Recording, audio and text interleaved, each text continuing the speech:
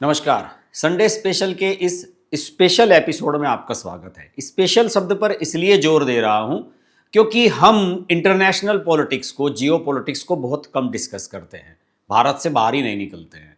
और हमारे भारत में बहुत कुछ ऐसा होता रहता है कि हमें आवश्यकता ही नहीं पड़ती भारत से बाहर निकलने की। लेकिन दोस्तों, पिछले एक सप्ताह से यूरोप में एक ऐसा घटनाक्रम चल रहा है कि जिस पर बात करना बहुत आवश्यक है। ये समस्या कल को किसी के सामने भी हो सकती है। आज इससे यूरोप जूझ रहा है, कल को हम भी जूझ सकते हैं। चाइना के सामने भी इस प्रकार की समस्याएं आए हैं। जो ताजा घटनाक्रम है वो यूरोप के स्पेन से जुड़ा हुआ है। यूरोपीय संघ, जो यूरोपियन यूनियन है, उसके दक्षिणी छोर पर स्पेन बसा हुआ है, आप सब लोग जानते हैं। और उत्तरी अफ्रीका इससे काफी नजदीक है, जरा सा समुद्र का बीच में रास्ता है। और स्पेन हमेशा से बाहर से आने वाले जो घुसपैठिए हैं, उन लोगों के लिए यूरोप का सबसे बड़ा एंट्री गेट रहा है। लेकिन हाल के सालों में, खासकर 2025 और 2026 में, यहां बाहर से आने वाले लोगों का मुद्दा बहुत बड़ी राजनीतिक और अंतर्राष्ट्रीय बहस का कारण बन गया है। आज स्पेन एक बहुत बड़ी उलझन में फंसा हुआ है। एक तरफ तो वहां की वामपंथी सरकार देश में काम करने वालों की कमी और लगातार घटती आबादी की समस्या को दूर करने के लिए बिना कागजात वाले लाखों विदेशियों को पक्का कर रही है। वहीं दूसरी तरफ सेउटा और मेलिला जैसे उनके उत्तरी अफ्रीकी इलाकों में अचानक से लाखों लोगों की भीड़ के घुसने से सुरक्षा और इंसानियत का एक बहुत बड़ा संकट खड़ा हो गया है। जुलाई का जो अंतिम सप्ताह रहा, इसके आखिरी हफ्ते में सेउटा में जो हुआ, उसने पिछले सारे रिकॉर्ड तोड़ दिए। सिर्फ कुछ ही दिनों के भीतर करीब 60,000 लोग स्पेन की सीमा में घुस गए, जिनमें सबसे ज्यादा मोरक्को और अल्जीरिया के जवान लड़के और बिना परिवार वाले छोटे बच्चे, जिसे कहते हैं कि आवारा लावारिस बच्चे, वो सब शामिल थे। हालात का अंदाजा इसी बात से लगाया जा सकता है कि सेउटा शहर की कुल आबादी ही 84,000 है, 84,000 है। और अचानक 60,000 नए लोगों के आ जाने से पूरे शहर का सिस्टम एकदम ठप पड़ गया। सबसे ज्यादा डराने वाली बात यह थी कि इन लोगों ने ऊंची बाढ़ या दीवार फांदने के बजाय समुद्र का खतरनाक रास्ता चुना। वो ताराजल और बेंजू के समुद्री किनारों से तैरकर अंदर घुसे, जिसका नतीजा बहुत दर्दनाक रहा और समुद्र में डूबने और थकान की वजह से कम 57 लोगों की जान भी चली गई। शहर में लोगों को ठहराने वाले केंद्र अपनी क्षमता से 2400% ज्यादा भर चुके थे। वहां के मेयर ने सरकार से नेशनल इमरजेंसी की गुहार लगाई, लेकिन मैड्रिड में बैठी वामपंथी सरकार ने इसे ठुकरा दिया। बाद में जब बहुत ज्यादा कूटनीतिक दबाव पड़ा, तब जाकर मोरक्को की सेना हरकत में आई और उसने स्पेन की पुलिस के साथ मिलकर करीब 48 से 53,000 लोगों को फौरन वापस भेज दिया। लेकिन इससे काम कहां चलता है? अब सवाल यह उठता है कि अचानक ऐसा क्या हुआ कि इतनी बड़ी भीड़ समुद्र में कूद पड़ी। इसके पीछे 8 जुलाई का स्पेन की सुप्रीम कोर्ट का आया एक बड़ा फैसला था। सुप्रीम कोर्ट ने कहा था कि जो लोग समुद्र के रास्ते तैरकर आते हैं, उन्हें पुलिस पकड़कर तुरंत वापस नहीं भेज सकती, क्योंकि वो कोई दीवार या बाढ़ नहीं फांद रहे हैं। कोर्ट का मानना था कि ऐसे लोगों की पहचान होना जरूरी है और उन्हें कानूनी मदद मिलनी चाहिए। उन्हें इसके पीछे ऐसा लग रहा था कि बहुत सारे लोग जो जहाज वगैरह डूब जाते हैं, उससे भी तो मदद के लिए इधर आ सकते हैं, इसलिए उन पर सख्ती नहीं की जानी चाहिए। लेकिन इंसानों की तस्करी करने वाले, यानी कि ह्यूमन ट्रैफिकिंग करने वाले माफियाओं ने इसका जमकर फायदा उठाया और टिकटॉक जैसे प्लेटफॉर्मों पर अफवाह फैला दी कि अगर आप तैरकर स्पेन पहुंच जाते हैं तो पुलिस आपको वापस नहीं भेज पाएगी। इस झूठी खबर के चक्कर में रातों रात हजारों युवाओं ने यूरोप जाने की उम्मीद में समुद्र में छलांग लगा दी। उन्हें लगा कि स्पेन में घुस जाएंगे तो आगे यूरोप में भी घुस जाएंगे। इसके अलावा जानकार यह भी मानते हैं कि मोरक्को की मर्जी के बिना 60,000 लोगों का सीमा तक पहुंच पाना नामुमकिन है। असल में मोरक्को हमेशा से ही प्रवासियों की भीड़ का इस्तेमाल स्पेन पर दबाव बनाने के लिए एक चालाकी भरे हथियार के तौर पर करता आया है। और संकट की शुरुआत में उसकी पुलिस जानबूझकर हाथ पर हाथ धरकर बैठी रही, जैसे कि बांग्लादेशी घुसपैठी, पाकिस्तानी घुसपैठी हमारे यहां करते हैं। इन सब के बीच स्पेन की मुख्य जमीन पर राजनीति एक अलग ही दिशा में चल रही थी। बता दें कि फिलहाल स्पेन में प्रधानमंत्री पेड्रो सांचेज के नेतृत्व वाली वामपंथी यानी लेफ्ट विचारधारा की गठबंधन सरकार है, जिसमें पीएसओई और सुमार जैसी पार्टियां शामिल हैं। इस वामपंथी सरकार का सोचने का तरीका बिल्कुल वैसा ही है जैसा वामपंथियों का होता है। अप्रैल से लेकर जून तक इसी साल सांचेज की वामपंथी सरकार ने देश में रह रहे लाखों अवैध प्रवासियों को कानूनी दर्जा देने का एक बहुत बड़ा अभियान चलाया, यानी कि घुसपैठियों को लिजिटिमेसी दी, जिसमें लगभग 11,70,000 लोगों ने आवेदन किया। आप समझिए 11 लाख। यूरोप में स्पेन जैसे छोटे से देश में 11,70,000 लोग कह रहे हैं कि हम बाहर के लोग यहां पर आए हुए हैं। हमारे देश में तो करोड़ों घुसे हुए हैं। और वामपंथी सरकार का कहना है कि यह कोई दया नहीं बल्कि स्पेन की अपनी मजबूरी है। प्रधानमंत्री सांचेज ने अमेरिका के मशहूर अखबार द न्यूयॉर्क टाइम्स में बाकायदा एक लेख लिखकर अपनी इस नीति का बचाव किया।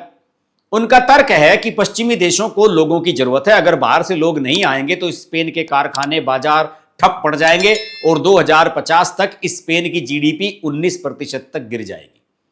यानी कि उनका कहने का मतलब है फैक्ट्रियों में मजदूरों की आवश्यकता हमें है और इसकी सबसे मेन वजह है आबादी।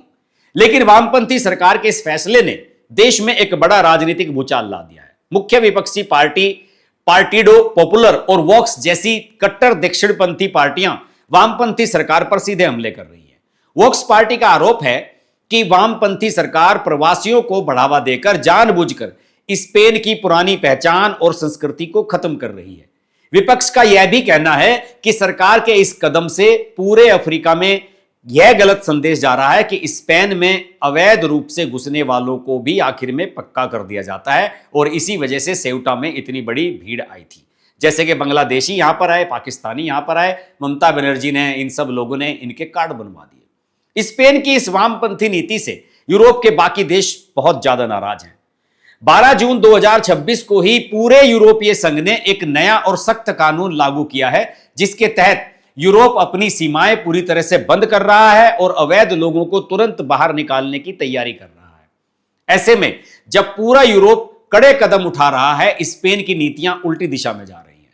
इटली की प्रधानमंत्री जॉर्जिया मेलोनी और फिनलैंड की सरकार ने तो खुलेआम धमकियां दे दी हैं कि स्पेन अपनी सीमाओं को सुरक्षित रखने में पूरी तरह नाकाम रहा है, इसलिए उसे शेंगेन समझौते से बाहर कर देना चाहिए, जिसके तहत यूरोप में लोग बिना रोक टोक के घूम सकते हैं। यूरोप में सब एक दूसरे के कंट्री में जा सकते हैं। आपने देखा होगा एक ट्रेन चलती है जो पूरे यूरोप का टूर भी कराती है, उसके माध्यम से आप सारे यूरोपियन कंट्रीज में घूम सकते हैं।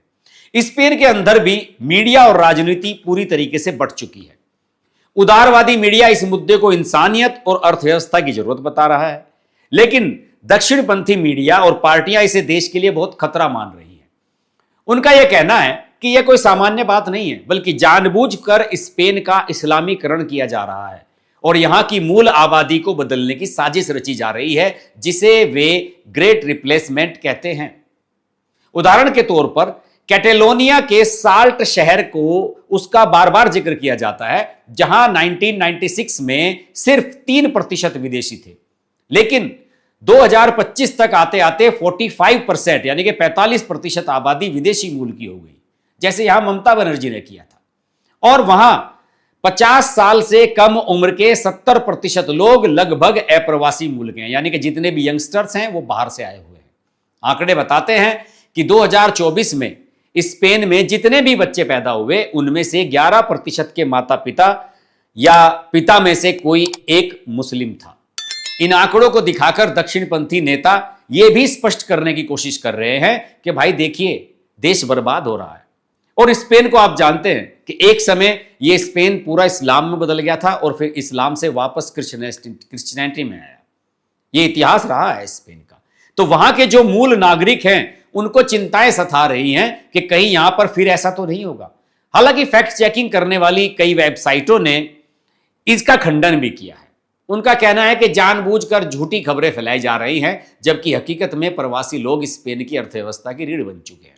देखिए हमारे देश में तो लोगों की कमी नहीं है, 140 करोड़ की आबादी है। यहां तो फिर भी ममता बनर्जी ने, वामपंथियों ने, इन सब लोगों ने लाखों करोड़ों लोगों को बसा रखा था और आज भी बसे हुए हैं। अभी तक इन लोगों को निकाला नहीं जा सका है जो यहां से निकाले जाने चाहिए। जो स्पेन कर रहा है वो बरसों बरस तक यहां पर ममता बनर्जी करती रही, जैसे कि पश्चिम बंगाल भारत का कोई हिस्सा नहीं है, बल्कि सिर्फ वो ही अलग देश है। वो अपनी मर्जी चलाती रही। कुल मिलाकर कहा जाए तो स्पेन आज एक बहुत ही बड़ी मुश्किल में खड़ा हुआ है। एक तरफ वामपंथी सरकार का कहना है, उनके कुतर्क है कि कारखानों, खेतों और बाजारों को चलाने के लिए बाहर से आने वाले लोगों की यानी कि मजदूरों की आवश्यकता है, और दूसरी तरफ उसे यूरोप के सख्त होते रवैये, मोरक्को की उसके खिलाफ साजिश और देश के अंदर बढ़ती नफरत और राजनीतिक गुटबाजी का भी कोई ठोस समाधान खोजना होगा। भारत को वैसे इससे सबक सीखने की सबसे ज्यादा आवश्यकता है। आबादी बढ़ना गलत है तो कम होना भी अभिशाप है। चीन आज भुगत रहा है। एक समय आरएसएस के प्रमुख मोहन भागवत जी ने एक बयान दिया था। उन्होंने कहा था कि हर हिंदू परिवार में कम से कम 3 बच्चे होने चाहिए। उनका मजाक उड़ाया गया, उनके ऊपर लांछन लगाया गया कि भाई जिन लोगों के अपने बच्चे नहीं हैं वो दूसरों से कैसे कह सकते हैं कि आप बच्चे पैदा करें। कुछ इस तरह की ही बचकानी बातें इस देश में होती रही हैं। लेकिन हकीकत बात यही है कि ये जो बाहर से आए हुए लोग हैं, जो घुसपैठिए हैं, ये अपनी आबादी बढ़ाने में समय नहीं लगाते। इनके 6-6, 7-7 बच्चे होते हैं और फिर इनकी जब लिजिटिमेसी बढ़ जाती है, इनको वैधता मिल जाती है, इन्हें वोट देने का अधिकार मिल जाता है, तो उसके बाद फिर ये अपनी मर्जी की सत्ता चलाते हैं। पश्चिम बंगाल में 50 साल हुआ है ऐसा। पहले वामपंथियों की सरकार 35 साल चलती रही और फिर 15 साल ममता बनर्जी की सरकार चली है। और ये पश्चिम बंगाल एक रोल मॉडल टाइप है। आप देखिए कि अगर उसको पूरे देश में उसी व्यवस्था की सरकारें होती, हर राज्य में इसी प्रकार के बाहर से घुसपैठिए आकर बसे होते, तो आप समझ सकते हैं कि इस देश की डेमोग्राफी अब तक तो चेंज हो चुकी होती। ये तो शुक्र मनाइए कि केंद्र में बीजेपी की, नरेंद्र मोदी की सरकार है, या वहां पर भी पश्चिम बंगाल में भी वामपंथी सरकार चली गई, ममता की सरकार चली गई और अब बीजेपी की सरकार आ गई है। तो ये मैं तो ये कहता हूं कि ये पश्चिम बंगाल के लिए भी ब्लेसिंग है। स्पेन का उदाहरण सीधे सीधे पश्चिम बंगाल पर लागू होता है। स्पेन की अपनी क्या मजबूरी है हमें नहीं पता, लेकिन हकीकत यह है कि इस बहाने से ममता बनर्जी ने और वामपंथियों ने अपना वोट बैंक बढ़ाया, बाहर से बांग्लादेश से आने वाले लोगों को शरण दी, उनके आधार कार्ड बनवाए, पैन कार्ड बनवाए, मकान दिया, राशन दिया और एक तरीके से अवैध रूप से अपनी वोटों को बढ़वा दिया। और जब एसआईआर के माध्यम से इनकी छटनी की गई, इनको निकाला जाने लगा, तो इन लोगों का कहना है कि देखिए साहब 27 लाख लोगों को लिस्ट से बाहर कर दिया गया। भैया 27 लाख लोग अगर लिस्ट से बाहर हैं तो आप तय मानकर चलिए कि उनमें से 26 लाख अवैध घुसपैठिए हैं जो आज से 25 साल पहले पश्चिम बंगाल में नहीं थे। स्पेन का उदाहरण पूरे भारत के लिए आंखें खोल देने वाला है। अगर आप हाथ पर हाथ धरकर बैठे रहेंगे, इसी प्रकार से तमाशा करते रहेंगे, आबादी बढ़ रही है, आबादी घट रही है, इस बहस में पड़े रहेंगे, तो वही हाल होगा जो चाइना का हुआ। चाइना में आज हर परिवार में एक बच्चा है, किसी के तो एक भी बच्चा नहीं है। वहां पर भी यंगस्टर्स की कमी है। हमारे देश में तो 65% आबादी युवा है। हमारा देश तो एकदम जवान देश है। यही वजह है कि आज सारी कंपनियां हमारे देश में आने के लिए बेताब हैं, बेचैन हैं, बिजनेस करना चाहती हैं, यहां फैक्ट्री लगाना चाहती हैं। और हमारे जो ये वामपंथी हैं और वामपंथी विचारधारा वाले राहुल गांधी जैसे लोग हैं, ये हर अच्छे काम में अड़चन करना चाहते हैं। इनकी पॉलिसी सिर्फ यह है कि मोदी सरकार अंतर्राष्ट्रीय स्तर पर ख्याति अर्जित ना करे, भारत के बारे में सारी दुनिया में यह मैसेज जाता रहे कि भारत बहुत अशांत देश है। देखिए वहां पर सीजेपी का प्रोटेस्ट हो रहा है, किस किस प्रकार के धरने प्रदर्शन हो रहे हैं, वहां पर इन्वेस्टमेंट करने से कहीं फ्यूचर में नुकसान ना हो जाए।